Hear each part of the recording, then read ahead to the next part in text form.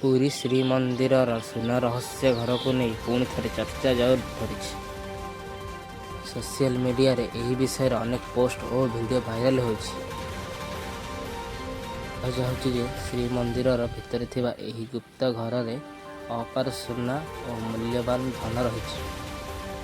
ବହୁ ବର୍ଷ ଧରି ଏହି ଘର ବନ୍ଦ ଅବସ୍ଥାରେ ରହିଥିବା କଥା ଲୋକମାନେ କହୁଛନ୍ତି।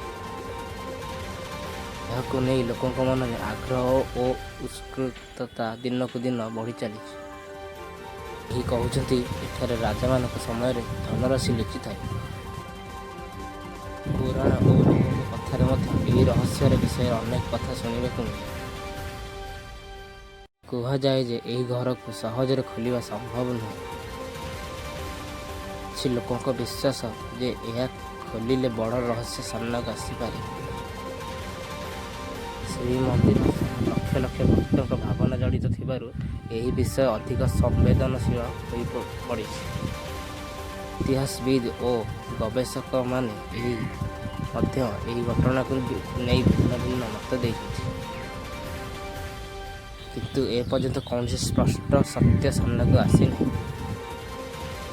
ଏହି କାରଣରୁ ସୁନା ରହସ୍ୟ ଘର ଆଜି ବି ଲୋକଙ୍କ ପାଇଁ ଏକ ବଡ଼ ରହସ୍ୟ ହୋଇ ରହିଛି। ସୋସିଆଲ ମିଡ଼ିଆରେ ଅନେକ ନିଜ ନିଜ ମତ ଦେଉଛନ୍ତି। କିଛି ଲୋକ ଏହାକୁ ସତ୍ୟ ମାନୁଥିବା ବେଳେ ଆଉ କିଛି ଏହାକୁ କେବଳ ଗୁଜବ ବୋଲି କହୁଛନ୍ତି। ତଥାପି ଏହି ରହସ୍ୟର ଘରର କାହାଣୀ ଶୁଣିଲେ ଲୋକମାନଙ୍କ ମନରେ ଭୟ ଓ ଉତ୍ସୁକତା ଦୁହେଁ ଦେଖାଯାଏ।